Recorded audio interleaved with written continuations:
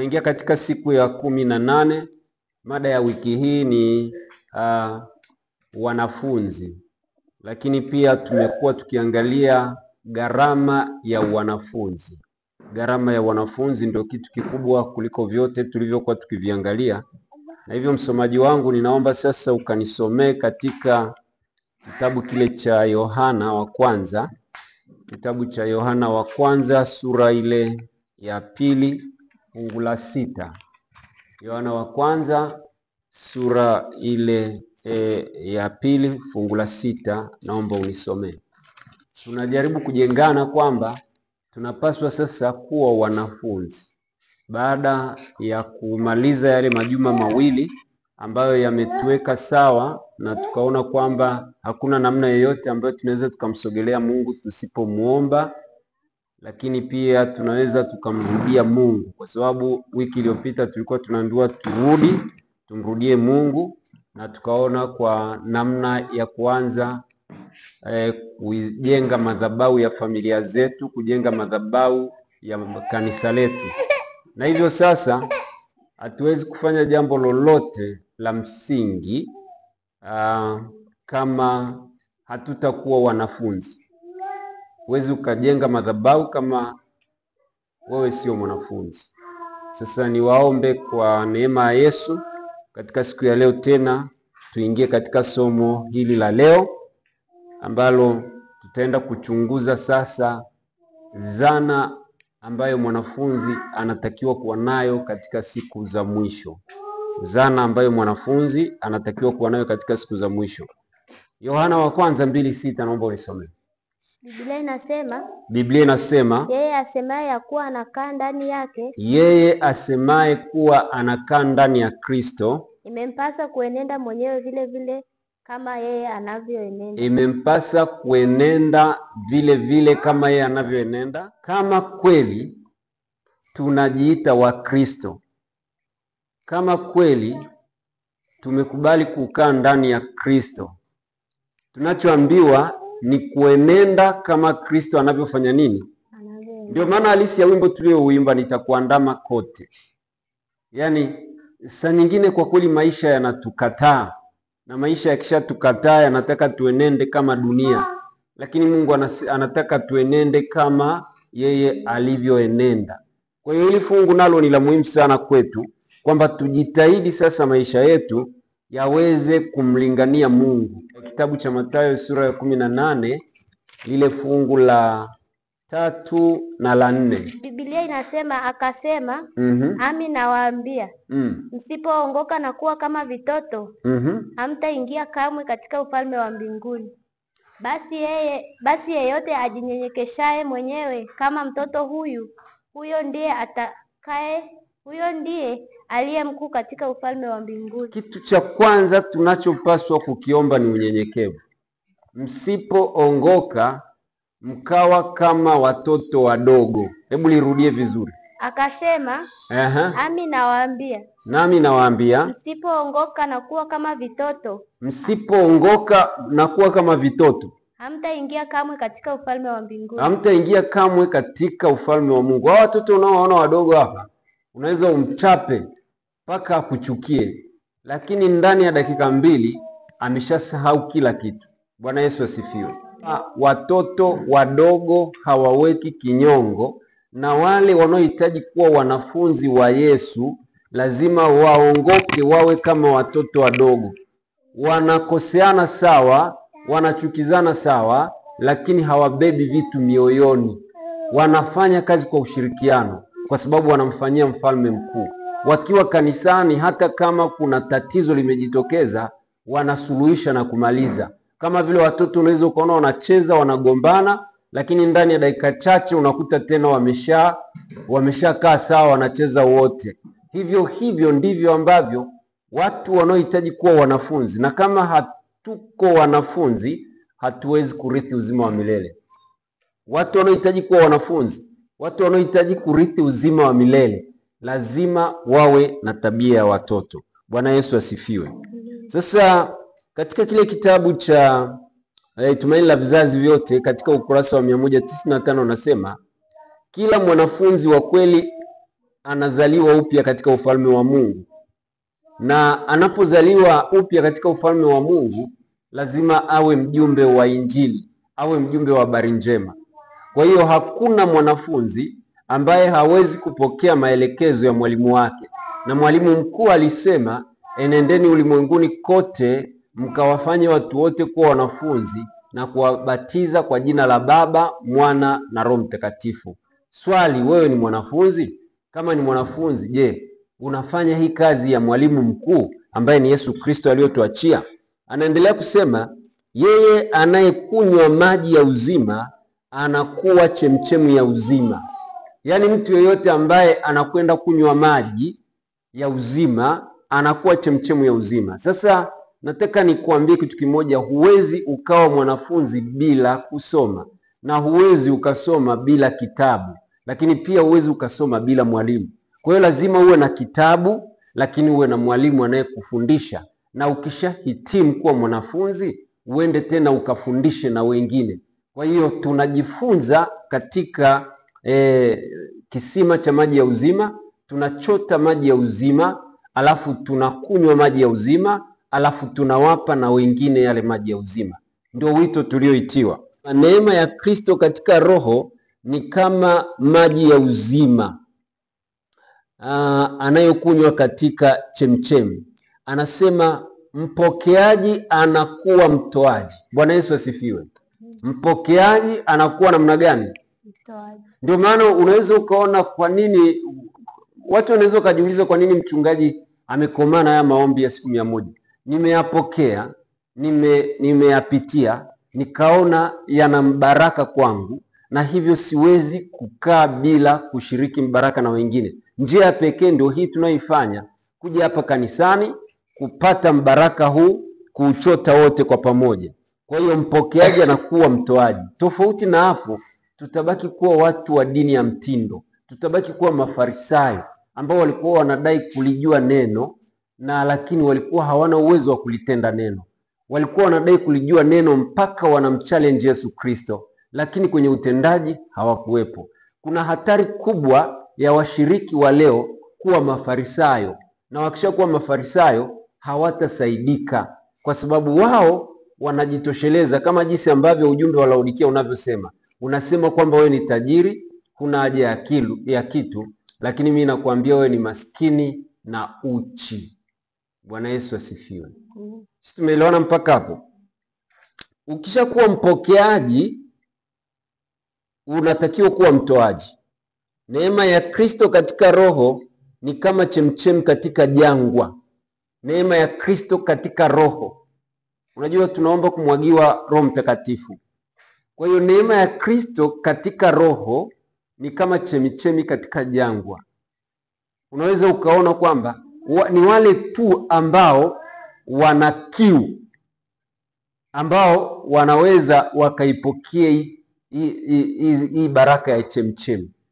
Kwa hiyo mtu ambaye hana kiu, hayuko jangwani akapata kiu, hawezi kuhitaji kunywa maji.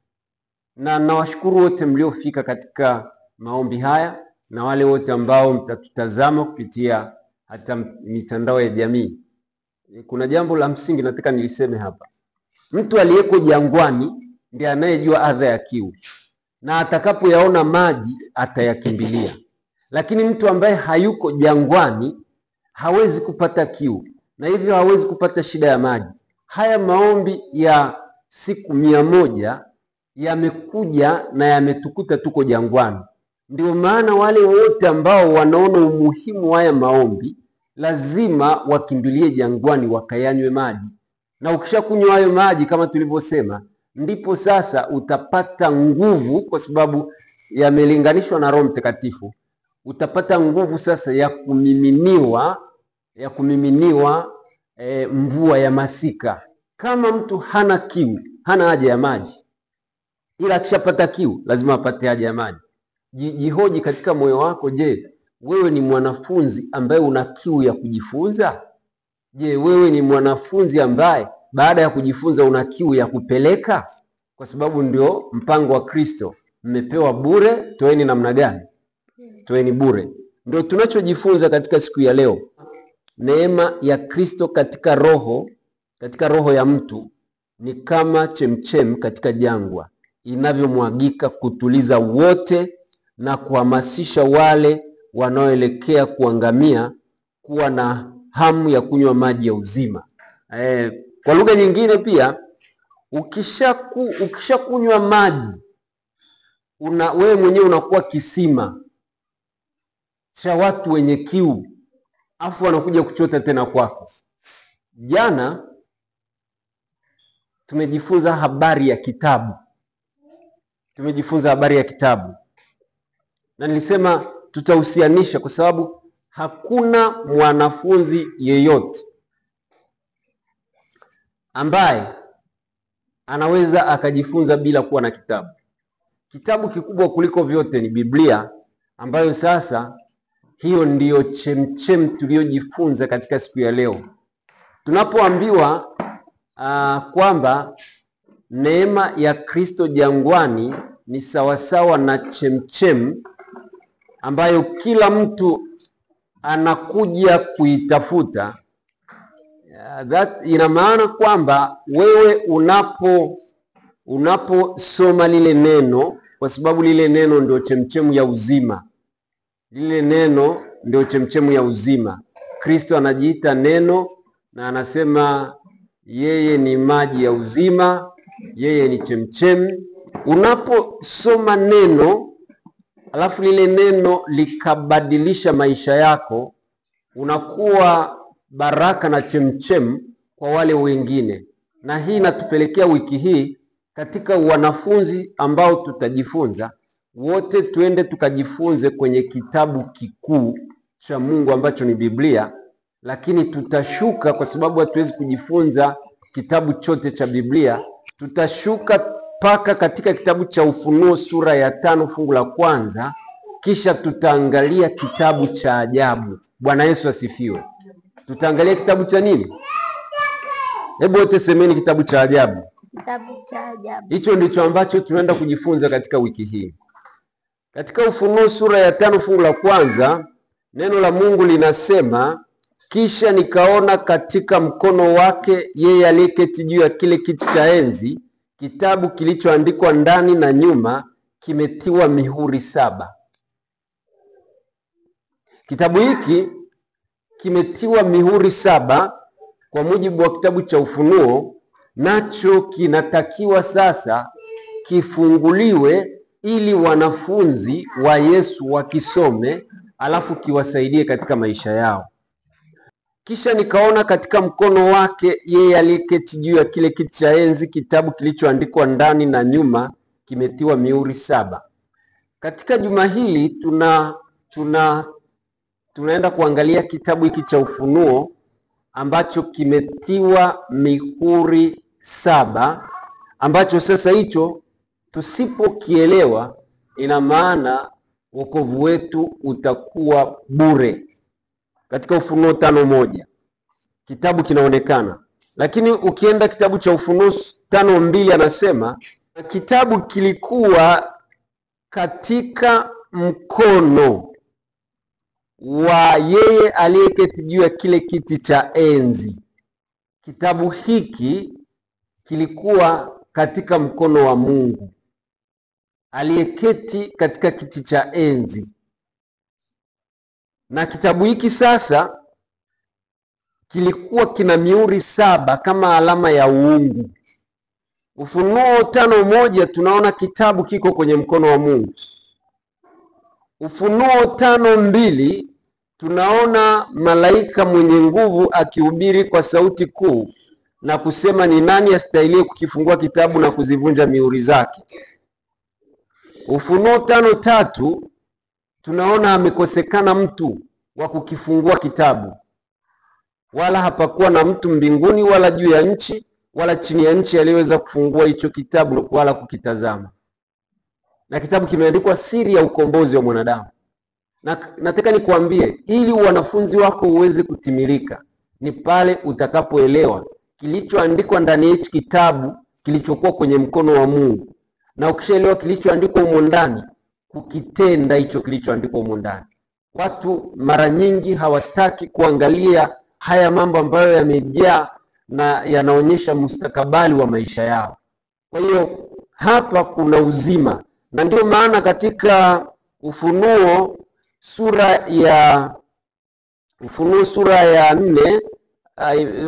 Ufunuo sura ya 5 fungu la 4, tumeona kitabu kiko mkononi mwa Mungu. Tumeona malaika akitafuta mtu wa kufungua kitabu. Tunaona anakosekana mtu wa kukifungua kitabu. Alafu baadaye tunaona katika Ufunuo 5:4 Yohana analia. Nabii huyu ambaye sasa anapata mafunuo ya Roho Mtakatifu, na tayari ameshajua hicho kitabu kisipofunguliwa wokovu wa watu haupo. Ndio maana nawahamasisha sana watu wote wanaonisikiliza kwamba usipuuzie kitabu cha Ufunuo. Kitabu cha Ufunuo ndio kimeandika siri za ukombozi. Unaweza ukasoma Biblia yote ukaimaliza, lakini ukipuuzia kitabu cha Ufunuo, ina maana utakuwa umepoteza, kwa sababu kitabu cha Ufunuo kimeandika mustakabali wa watu wanaoishi katika siku za mwisho, ni nini wafanye waweze kuokolewa. Sasa Yohana anapoona kitabu hiki kinashindikana kufunuliwa na kufunguliwa kwa sababu kimegongwa mihuri, na hiyo mihuri ni mihuri 7 ya moto, akalia. Anasema nami nikalia sana, kwa kuwa hapakuonekana mtu astahili kukifungua hicho kitabu na kukitazama. Ina maana kitabu cha Ufunuo kisipoeleweka kwa kanisa, kanisa linapotea, na huo ndio ukweli halisi. Ndio maana anasema mtu yeyote atakayeongeza neno katika unabii wa kitabu hiki ataongezewa mapigo, atakayepunguza atapunguziwa ufalme. Kwa hiyo unapaswa uwe makini sana kukisoma kitabu cha Ufunuo, na ndio maana nisema wiki yote nitakuwa na bezi hapa ili kwamba jina la Bwana liweze kutukuzwa. Anasema nami nikalia sana, kwa kuwa hapakuonekana. Majonzi ya Yohana ni nini? Kitabu kiko mkononi mwa Mungu, lakini kina mihuri 7. Hakuna mwenye sifa wa kukifungua huko mbinguni wala duniani wala baharini. Hakuonekana mtu wa kuweza kukifungua. Hata malaika mwenyewe mwenye nguvu ameshindwa. Kwa hiyo Yohana analia katika 5:5. Mmojawapo wa wale wazee 24, na jana nilisema hawa wazee 24 ni wale ambao walifufuka wakati Yesu alipokufa msalabani, wakapata nafasi ya kwenda kuishi mbinguni kama malimbuko. Na ukisoma kitabu cha Tumaini la Vizazi Vyote kinaeleza vizuri katika ile sura ya mwisho kwamba wakati Yesu anakwenda mbinguni, aliwachukua hawa malimbuko kama mateka, wakamtangulia, alafu yeye akaingia pamoja nao, alafu malaika wakamfuata nyuma. Kwa hiyo wale waliofufuka katika ile siku ya kufa kwa Yesu pale msalabani, watakatifu waliofufuka, wakawatokea watu Yerusalemu, miongoni mwao ndio hawa wazee 24.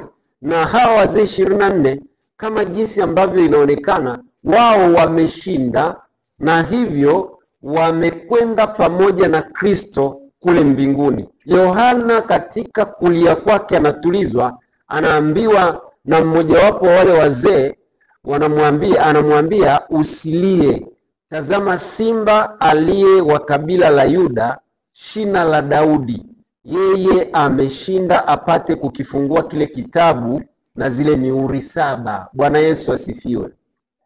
Kwa hiyo kama sio Yesu ambaye alifanikiwa kufa sehemu yangu na sehemu yako, tungepotea milele. Lakini kwa sababu Yesu amefanikiwa, sasa kitabu kinafunguliwa, kinakuwa wazi. Ndio maana kinaitwa kitabu cha Ufunuo. Kinakuwa wazi kabisa kwetu, ndio maana kinaitwa kitabu cha Ufunuo. Na sasa hebu sikiliza maneno haya ambayo yanasemwa katika kitabu hiki cha Yohana. Katika Yohana 5:6 anasema nikaona katikati ya kile kiti cha enzi na wale wenye uhai 4, na katika wale wazee 24 mwana kondoo amesimama, alikuwa kana kwamba amechinjwa, mwenye pembe 7 na macho 7, ambazo ndizo roho 7 za Mungu zilizotumwa katika dunia yote. Bwana Yesu asifiwe. Neno la Mungu linasema, nikaona katikati ya kile kiti cha enzi ambacho alikuwa ameketi Mungu Baba, akasimama mwana kondoo ambaye alionekana kama amechinjwa, ambaye ni Yesu Kristo. Na huyu mwana kondoo alisimama katika hicho kiti cha enzi. Kumbuka kiti cha enzi ni kimoja, tayari kuna Baba, na sasa Baba ana kitabu ambacho kupitia kitabu hicho anapasisha mamlaka yake kwa mwana. Bwana Yesu asifiwe.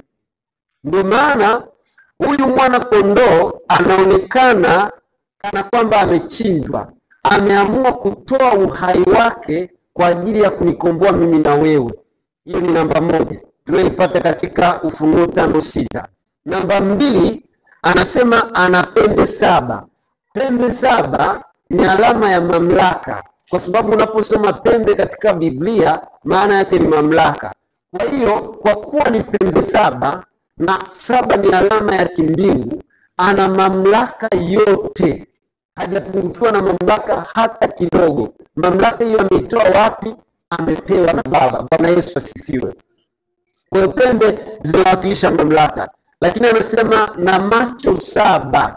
Macho 7 maana yake ni uwezo wa kuona wa kimungu. Ndio maana ya namba 7, kwa sababu namba za kiungu ni 2.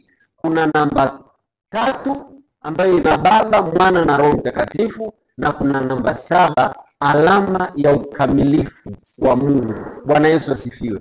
Kwa hiyo unaposoma kitu chenye namba 7 katika Biblia, kimekamilika katika uungu, hakina upungufu wa namna yoyote.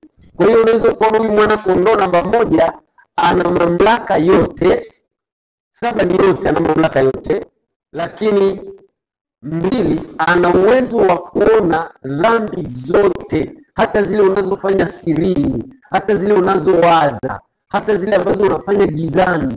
Kwa Mungu huwezi ukaficha kitu chochote. Ndio maana tunaona sasa huwezi ukamficha Yesu, kwa sababu ana macho 7. Na anasema ana macho 7 ambazo ndizo roho 7 za Mungu. Unaona tena ambazo ndizo roho 7 za Mungu. Yesu alisema yafaa mimi niondoke ili nimtume yule msaidizi. Na yule msaidizi ni Roho Mtakatifu. Kumbuka Roho Mtakatifu ni nafsi ya uungu katika zile nafsi 3. Kwa hiyo haya macho yanawakilisha Roho Mtakatifu, ukamilifu wa Roho Mtakatifu. Na ndio maana leo huwezi ukamficha Roho Mtakatifu chochote. Anania na Safira walifika mahali wakatoa sehemu ya mali zao, nyingine wakaficha. Petro anamwambia Anania, ni nani aliyekudanganya hata unamficha roho wa uzima, unamficha roho wa Mungu? Kwamba jitahidi kutenda uovu kwa jinsi utakavyojitahidi, lakini kwa kweli huwezi ukamvuka Roho Mtakatifu. Na ndio maana kwa kuwa Roho Mtakatifu anajua sana dhambi zetu, anajua utendaji wetu, kwa sababu anaisoma mioyo yetu. Yuko na sisi kila mahali, hata pale ulipo sirini yuko na wewe. Na saa nyingine huo anatumia dhamira yako kukuzuia kutenda uovu, lakini wakati mwingine unashindwa kwa sababu ya binadamu. Huyu Roho Mtakatifu ambaye anapatikana katika hizi roho 7 ambazo pia zinatumika kama macho ya kuona ukamilifu wa uoni wa Mungu kupitia Roho Mtakatifu, anasema hizi roho 7 za Mungu ndizo zilizotumwa duniani, zilizotumwa katika dunia yote. Yesu alipokuwa hapa duniani katika mwili, alikuwa amezungukwa na alikuwa amedhibitiwa na jiografia, kwa sababu alikuwa na mwili wa kibinadamu. Lakini Roho Mtakatifu ana uwezo wa kuona popote. Ndio maana hata juzi hapa tumejifunza kisa cha Simoni Mkoma. Wakati Simoni Mkoma anawaza kwamba Magdalena ni mwenye dhambi, anawaza tu moyoni, Yesu Kristo kupitia jicho la Roho Mtakatifu akagundua kile ambacho Simoni alikuwa anawaza, na Yesu akafunua kile kilichokuwa kwenye moyo wa Simoni. Kwa hiyo hauwezi ukamficha Mungu chochote. Utamficha mwanadamu hutamficha Mungu. Na kiukweli Mungu Roho Mtakatifu tuliye naye sasa, yeye ndiye anayefanya hizi kazi zote. Ni bora tu tuwe wa kweli, tusiwe na kona, ili Roho Mtakatifu atusaidie na atuokoe. Na ndio maana unaona Roho Mtakatifu akiona kwamba amekusaidia lakini hauelekei. Na Yesu alisema, ukimkufuru mwana wa Mungu utasamehewa, lakini ukimkufuru Roho Mtakatifu hautasamehewa. Maana yake nini? Yeye ambaye anakushuhudia dhambi mpaka wewe mwenyewe unahisi kabisa umefanya dhambi kupitia moyo wako, alafu unamkaidi mpaka unafia dhambini. Ndio maana Yesu kusema hautapona kama unamkufuru Roho Mtakatifu. Hii hapa. Lakini pia ana huzuni nyingi anapoona tunatenda dhambi, licha ya kwamba anatueleza. Na Roho Mtakatifu yuko kwa watoto, Roho Mtakatifu yuko kwa watu wazima, anafanya kazi katika marika yote kwa levo zao.